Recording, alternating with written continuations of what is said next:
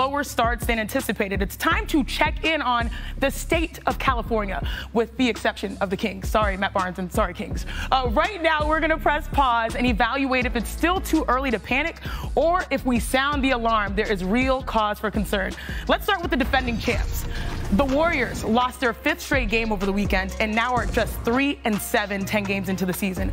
Golden State is still winless away from the Chase Center. In fact, the Warriors are the first defending champion to start 0-6 on the road in NBA history. Here's Klay Thompson on the Warriors' recent slide. Seemed like a road trip from hell, but we're all very grateful to get home in one piece and hopefully start a win streak here. You know how good we are in this building, so I think we're going to be off to a fresh start come tomorrow.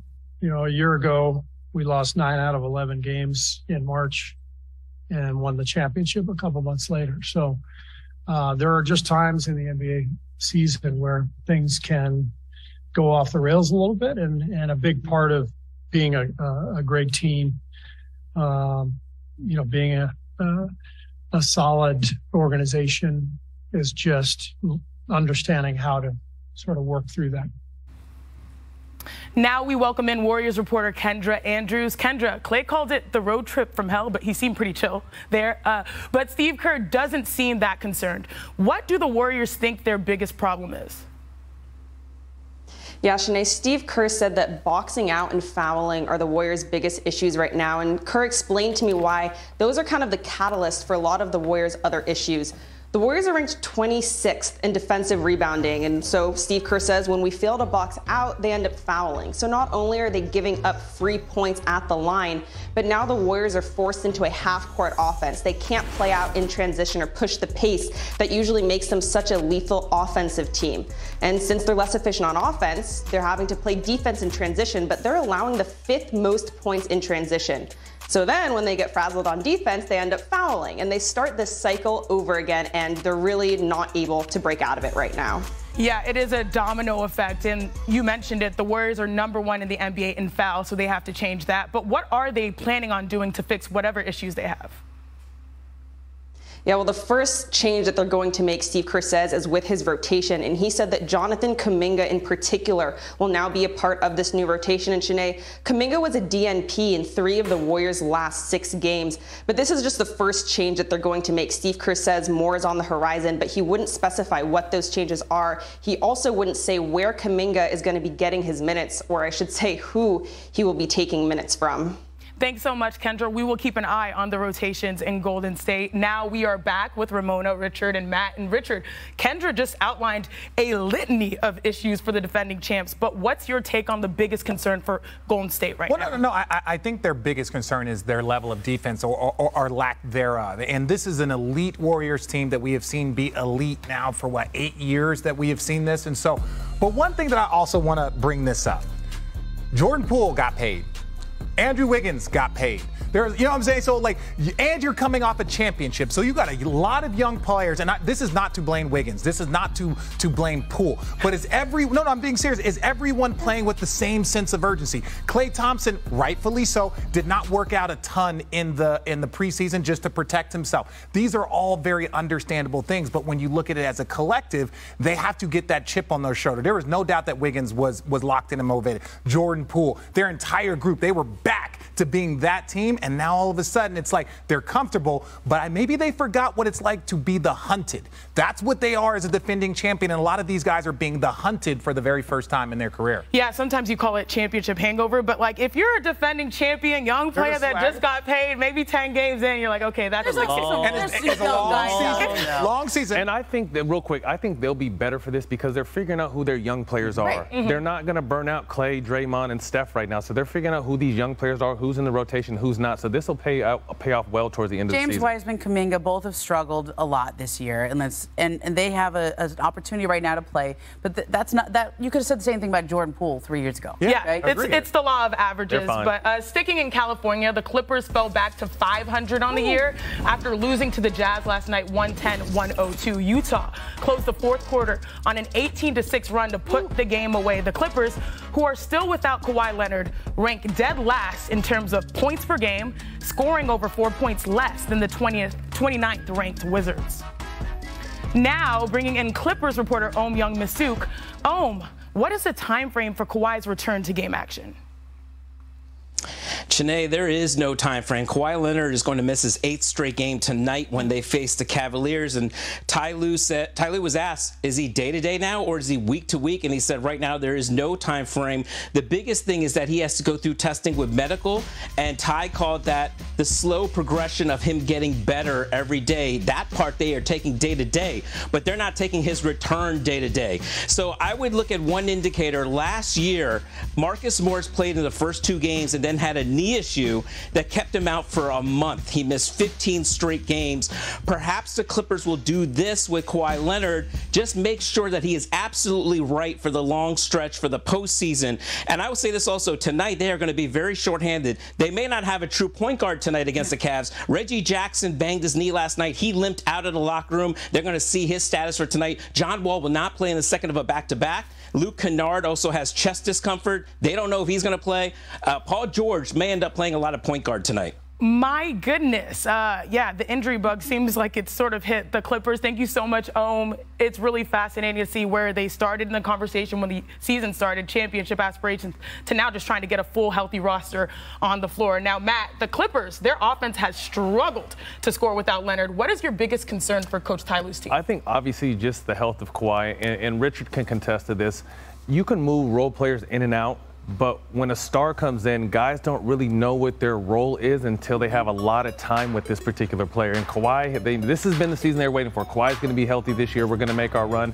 And I still think they can make a run. But I just think with Kawhi availability, uncertainty, guys really just have to figure out what their role is going to be. Last year, Ty Lue did a great job with these guys because they knew Kawhi wasn't playing the whole season. So guys were going out there in a different role and a different capacity. This year, they're still implementing John Wall, trying to figure out what kind of player you're going to be from night in, night out. But I just think I'm going to hold judgment on this team until we get to see a stretch of Kawhi Leonard, because we all know he's a game changer. He's a 2-time final. So until they get him in there consistently and guys can figure out what their roles are around them, I'm going to hold off judgment. But I still think they'll be okay as long as he can come back at some point and be healthy. And unfortunately, their offense has been competing in the worst categories, neck and neck with the Lakers. 30th, right? 30th and 29th. The Lakers lost 2 more games this weekend to fall to 2-7 on the year. Anthony Davis was quiet in both second halves, only scoring 2 points after halftime on Friday and Sunday's losses to the Jazz and the Cavs. AD didn't speak to the media after the Lakers lost last night, but plenty of the conversation post-game still surrounded about him. I don't know whose primary job is to do that, to be honest. I leave it up to the coaches to figure out the best way for them to, utilize. But when I'm in, I do the best job I can, and making the right reads. Try to make the game easy for him when I'm in. He's got my blessing to scream out and call his own number. We try to get him going, try to get Brian going on some post actions and some step ups and pick and roll stuff. And, it's just, it's not like we're not trying. We're all trying to, maneuver through and see what best suits every individual, to better the team. And obviously it starts with AD, and getting him more touches and things of that nature. But obviously offensively it's a, each game has its own challenges to start the season. But, our focal point is and should always be to make sure he touches the ball.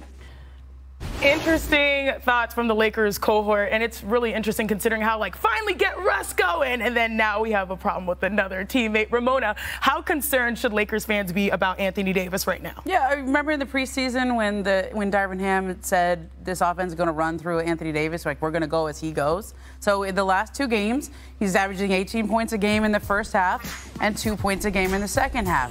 That's because he's not getting touches. In the first half of those last 2 games, 77 touches.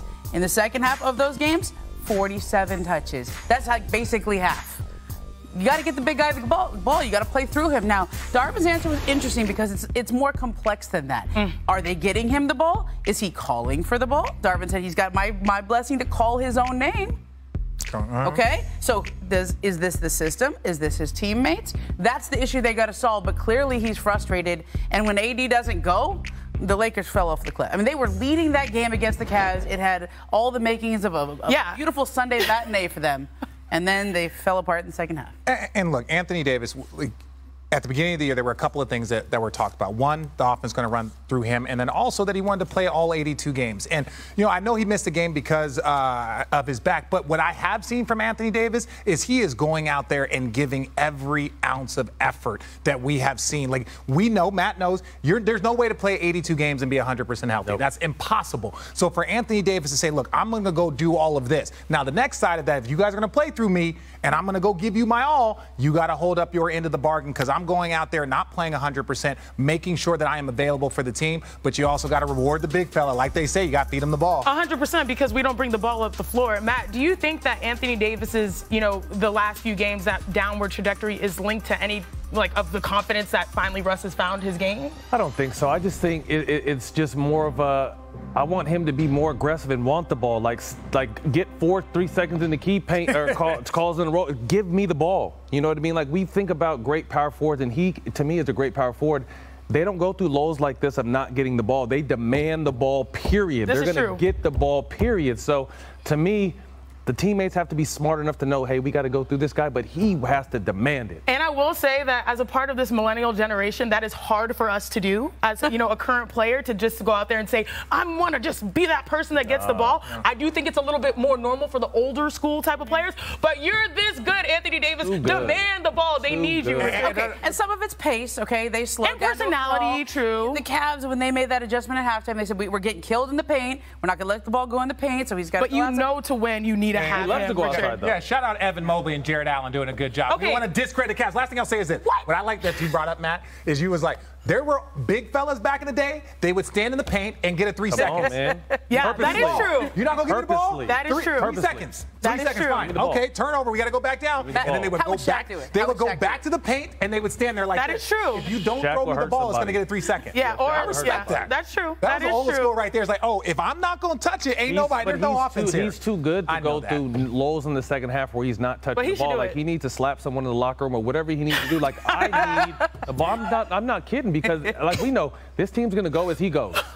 Period. Yeah. Like, he needs a little bit more. You're not sly, Richard. I see you using every segment to advance your Cavs agenda. And I'm here for this. It's the truth. I am Can here. we shout out Jared Allen and Evan Mobley for doing a good job? I'm proud of you. A good job. You're doing your thing. Anthony Davis. You're doing your thing. Why are we just going to talk about the Lakers touches? It was 59-52 at halftime. Thank you. You're right. Demand the ball. We're here for you, Anthony Davis. Evan Mobley and Jared Allen did a good job. Still to come on NBA Today. You see our passion. We make some are going to tell me if they're going to have more or less points than the number I throw out there. Are we cool with this? Yes. We got this. Awesome.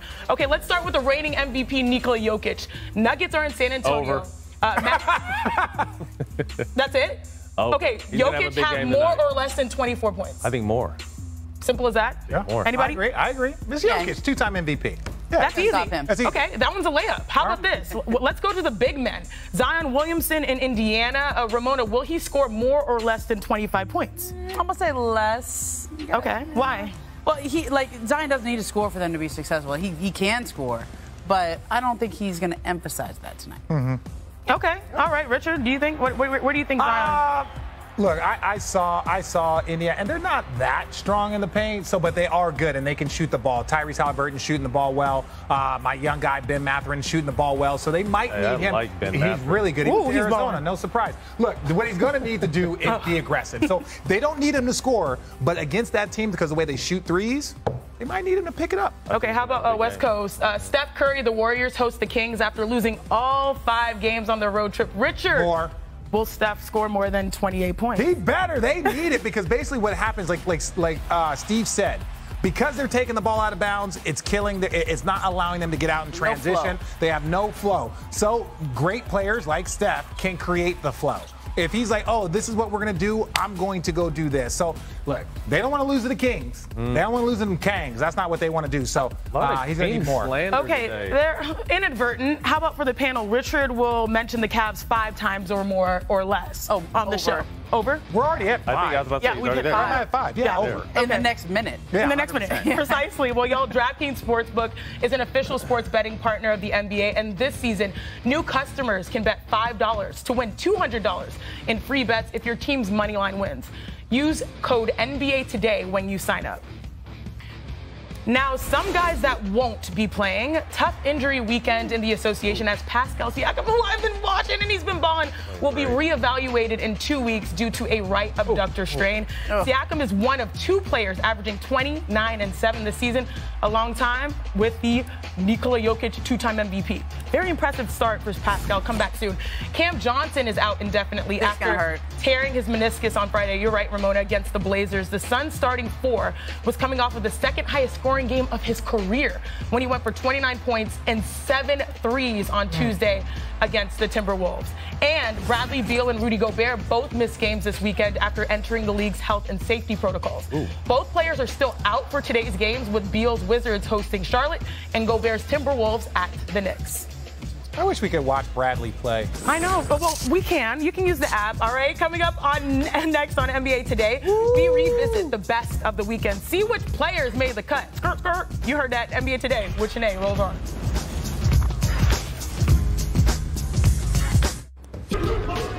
All the feels, all the vibes. Welcome back to NBA Today, presented by DraftKings Sportsbook. You guys, I mean, I think that the NBA was going crazy because we got an extra hour of sleep. Like, didn't we fall back in the clock? Man, I woke up, the sun was up, I was panicked. I was like, what? I was like, damn it. Well, you saw some of those clips, but let's have some fun. It's time for Top of the Top from the weekend. Let's start with Top Skirt. Oh, boy. Skirt. This is for life. Oh! Kevin Durant went crazy on him. He might have had an adductor pull right there, too. You got to be careful with that my kind of goodness. stuff. First of all, shout out the best uniforms in the NBA. 1, 2. Do you know how impressive it has to be in Kevin Durant's top 10 all-time highlights? This is impressive. We're going to see this for the rest of our natural lives. Okay, how about this top rainmaker? Okay, this right here, Luka Doncic. Defense. Great defense. Can't do nothing about it. Better offense. Dance on him. This will make them great. Like the pivot. No, it wasn't even. It's the art for me. You know what's higher than a pivot? What? A pirouette. Like that's what he did. Okay. Well, Yeah, shout out Zach. Okay, rainmaker. We've got De'Aaron Fox for the win. Hey, he could be an all-star this year, man. He's got great numbers. Their team just needs to pick it up a little bit. Yeah, Kings need to pick it up a little bit. Okay, next up, top dime of the weekend. Top dime. I missed it. Dime? What's a dime? Right there. That was like a laser pass. Literally, Jokic is the best passing big man we have ever seen. Really? Ever seen. What concept? Are we talking like center? Yes, ever. That's debatable. Wait, are we saying like center? Center. Best passing center I have ever seen. Okay, top hang time. Check out the windmill from Zion. Oh, my. I just want to see him stay healthy. But I like this. It's open. You know, you don't have to worry about the contact because that's what caused him to get in. Remember, last time he took some contact. Go catch a body, bro. Oh, yeah, like go catch a body, bro. Just like that. She was like, man, go catch a body. I'm talking about Zion specific. Grown man versus grown man. Okay, Ja. Ooh, that was crazy. He lucky, too, because Ja could have turned it over. Okay, how about this? Top Be Like Mike. Oh, what was Be Like Mike. Check this out. Hey, this kid's scary right here. Ooh. All the way Jaden down. Stark, who's officially in the upper room. Yes, he is. He got that bounce. Officially in the upper room. He's got that bounce. He might be the president of the upper room. Oh, okay. Okay, guys. Now y'all are different levels. So let's calm down now. Different levels. Jaden, you good, bro, but let's calm down now. Okay, what? What are you saying? I'm saying we don't want to start splicing that with MJ highlights. That's a hell. No, but we're just making a parallel to like the actual movement that happened. We're not saying he's MJ. We're just saying it looks a little bit like that. But how about this? How about this, guys? Thanks, Richard, we saw so many cool highlights. Like I said, this was a fun weekend. Yeah. What do you think was number 1? I'm taking Kevin Durant. Yeah? You know what? I'm not. No. I'm going to give some love to the Kings, and I'm going to say that shot right there, to win the game. Thanks, RJ. Walk up. I didn't pay you for that either. No, you didn't pay me for that. But that's what I'm saying. I'm going to give some love to De'Aaron Fox. That's all. I'm going to give some love. Look, that was the biggest shot. That won the game. The KD thing was a nice highlight. Let me give a love to the guy that won the game. By the way, KD just named Eastern Conference Player of the Week. Obviously, shout out the Nets. Let's go. 3-1. Welcome back to NBA Today. All 30 teams are in action tonight. We have 15 games that tip off every 15 minutes, starting at 7 p.m. Eastern time, all the way up to 10:30. And we can't talk about them all, so how about we do a little randomizer, like a flip, but through a machine. I like how you're going to lie to the people and say it's random. Okay, but we can just go with it. Hey, we can just go with it. How about this, y'all? The Celtics visiting the Grizzlies. It's okay. Producer Greg picked them all out in a matchup between John Morant and Jason Tatum. Maybe it was producer Condis as well. Richard, what are you excited about this matchup back here in our randomizer? You know what random. You know what I'm excited about? Because they're two young teams, young-ish. You know, John Morant is having like an MVP quality start to the season. Look, Boston is playing great. They got 2 losses to the Cavs. There it is again in overtime.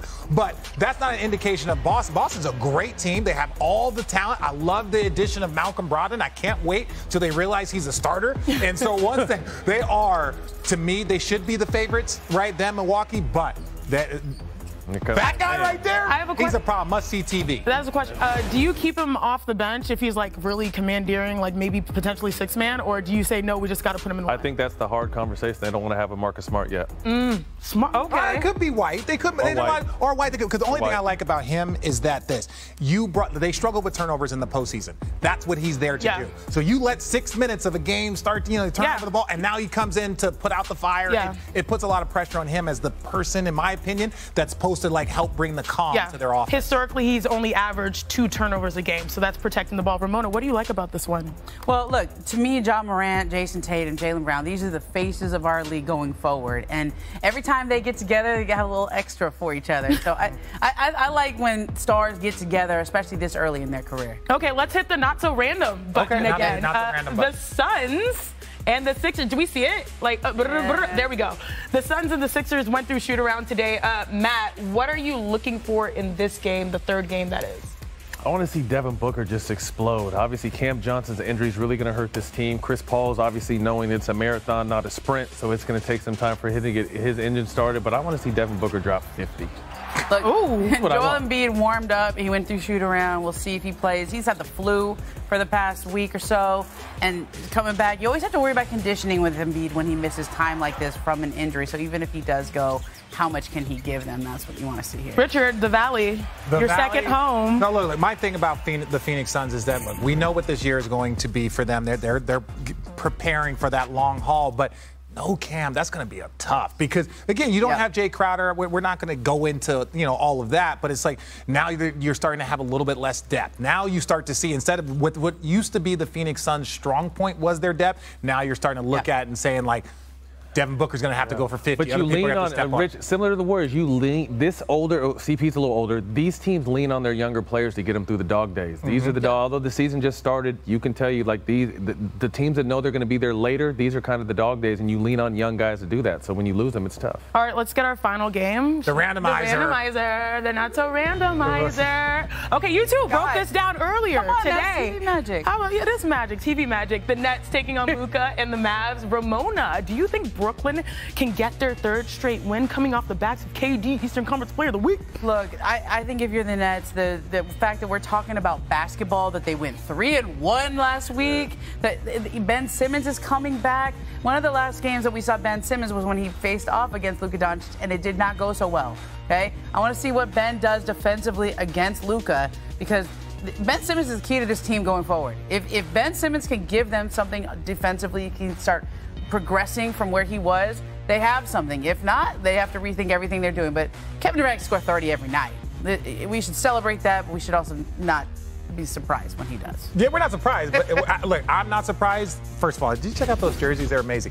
I'm not surprised mainly because, like you said, Kevin Durant could do that. But I am surprised now that they're leading to wins. That's the difference. We saw LeBron James lead, almost lead the league in scoring, didn't lead to wins. This and what Kevin Durant is doing now, those 30 are leading to wins. Matt Two Barnes. of the best pure scores this game's ever seen. I was going to ask you. And Luka and KD. Who scores more tonight? Whoever scores more, his team will win.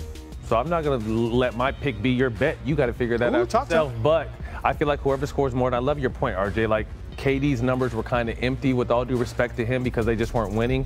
Now they're turning those into wins. So I feel like whoever scores the most between Luka and KD, their team will win. Wait. Uh-oh. First of all, why are y'all going to put, because it's the latest start. Do you see how they do my Cavs, though? Look, they do the late 10-30. We bet the over. When they're playing well, they're my Cavs. Right. Look at 10:30. Ladies and gentlemen, if y'all ain't watching the Cavs, Darius Garland, Donovan Mitchell, Evan Mobley, Jared Allen, K Love, the old salt and pepper daddy, they are balling. JB Bickerstaff, my guy. Grandpa he is grandpa on that team. He's like the last holdover. Him and the trainer. We got to get RJ some pom-poms. Yeah, we do. Some Cleveland Cavalier colors. Okay, you would be a salt and pepper daddy if you had any salt and pepper anywhere. No hair and salt and pepper, bro. Also, let's give the Kings some love. They played tonight as well. I'm about to catch a flight to go cover that game. Are you? But most importantly, hold on, guys. Make sure you go out there and vote. Voting is very important. No games tomorrow, plenty of games tonight. So make sure you uphold your civic duty. I was a poll worker, an election clerk in 2020. I knew you were going to take it sideways. And it's very important.